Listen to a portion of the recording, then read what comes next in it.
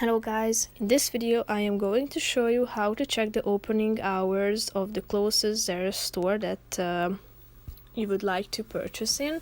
But first I just want to mention, don't forget to subscribe to my channel, because at 10,000 subscribers I am going to show you my whole YouTube revenue statistics and growth strategy, how to make money online.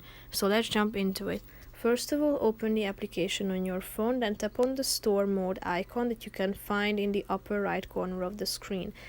Now type in the name of your town you are living in and then tap on the result, which is the nearest store to you.